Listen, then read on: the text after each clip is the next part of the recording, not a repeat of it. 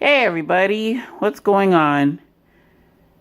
Sasha's back at it again with another iced tea video for the day. And this tea, unfortunately, it's not a blind tasting of this tea. I've tasted it earlier today, and that's why it's already moist. So I'm doing another re-steeping. This is Teavana's own Youthberry Wild Orange Blossom Blend. It's a white tea blend, so we're going to treat it like white tea. Teavana's instructions call for 175 degrees Fahrenheit temperature water, and we're going to steep for 2 minutes.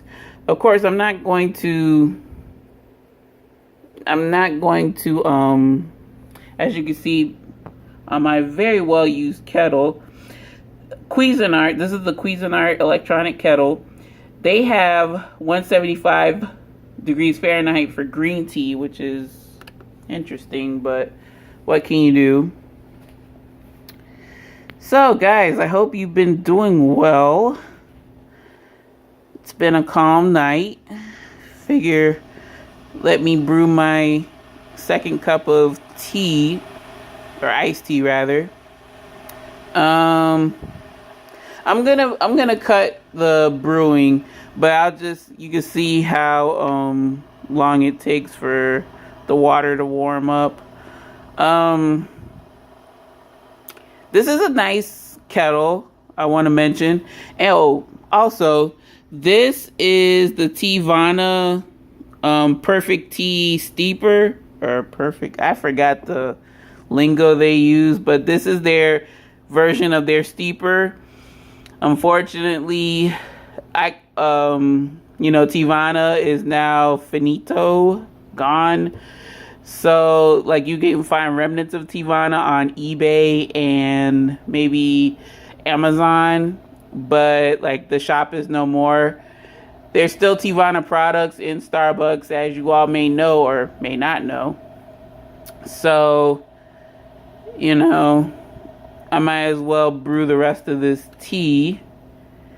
I will say, I think I've said it before in another video that I probably haven't uploaded yet, but one of Teavana's tea, the Dragon Fruit Devotion, which is like a hibiscus blend, I made that one time for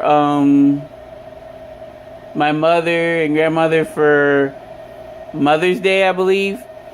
And I loved it so much. I was actually sad that we're probably not going to get this kind of blend, the Dragon Fruit Devotion. So I had to find a similar blend from another tea company. But I will find it. I will. It was a very good tea. I wish I had some more for you, but like I brewed a gallon of that stuff, so I ended up using the whole like 2 ounces that I had, and then I added hibiscus tea to that from Republic of Tea, like natural hibiscus tea bags, and it came out really good. So as you can see with this kettle, it heats the water. It actually can steep your tea. It's actually supposed to be all in one. I said actually like twice in a row, shame on me. But I have the apparatus. Actually, let me pull it out for you right now. This isn't the whole thing, because the whole thing, oops, I'm knocking stuff over, y'all. So actually, this is the outer chamber that would go in here. And this is the actual tea steeping chamber, which is kind of dusty, I know, because I only make hot water with it.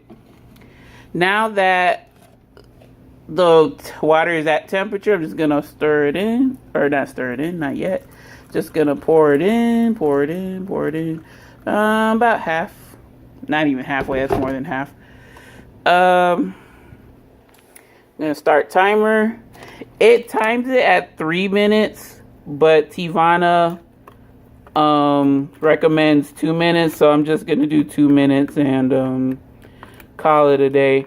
I may as well just talk through it. It's only 2 minutes, guys. You can tolerate me for another 2 minutes, right? Yeah, so this is a white tea blend. Now I said, ooh, get off. Now I said in some earlier videos that white tea, some teas you can get away with over steeping. White tea isn't one of them. They're actually one of the most delicate types of tea that you're going to deal with. So once I'm eyeing this timer like a hawk, and we're just already at 1 minute down, 1 more minute to go. Yeah, so white tea, you cannot oversteep white tea. It'll taste bitter as sin if you let it steep for too long. So as soon as we hit the other minute, I'm just gonna yoink, take it off and put it down on the cup. This steeper works just like the other steepers I may have shown you, or steeper. There was only one steeper, the Adagio steeper, which was like early on in the month. It works just like that. The lid of the cup will trigger a release mechanism, and your tea will pour down a spout. You can lift it up, it stops. You know, you have that controlled mechanism. So yeah, I even have it in my hand, y'all. I'm not playing. I am not playing. So the Cuisinart, there we go, it's been 2 minutes. See? You can hear the ice melting and whatnot. Works just like that. You can see the tea being poured down.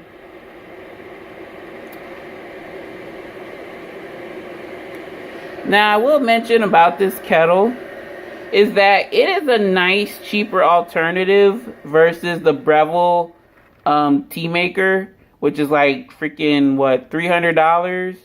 $350? It's expensive. This was only $99 or $100, like, mainly, it was like in the hundreds for what I remember. Okay, see? Well, there was no tea to begin with, but you lift it up, spout stops, put it down, spout continues. Your run-of-the-mill tea, tea brewer. I like that a lot of tea companies use this type of brewer. It's really ingenious. So that's how the white tea looks, folks. This is 4 cups. 4 cups. This is 4 David's Tea Perfect Teaspoons, which is like more than a teaspoon, but less than a tablespoon. Go figure that one out. Is 4 teaspoons of the tea. Then I put 3 teaspoons of sugar. And then because of my cup size, you know, the steeping water kind of varies. Like if I had my tumbler from yesterday, I would only fill it halfway because that's like a 16 ounce. This one is 20 ounces, I believe, so it could be a little bit more forgiving. What else did I want to say? Back to the kettle.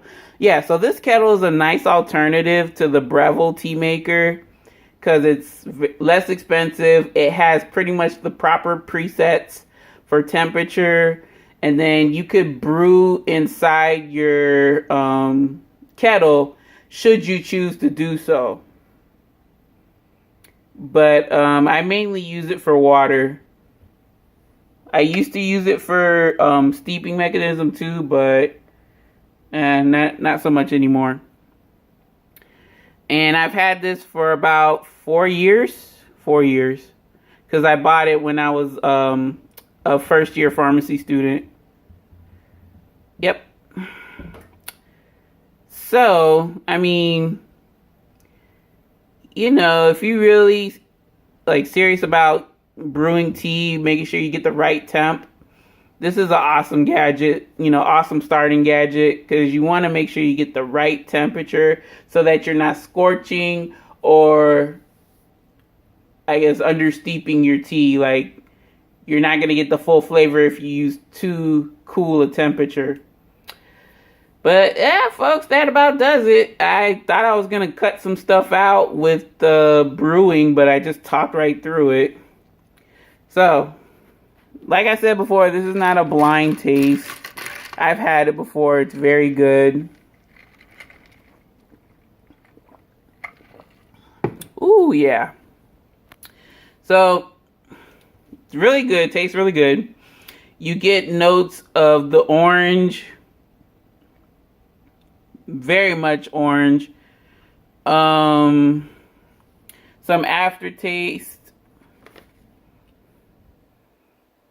of berries. I don't know what a youthberry is.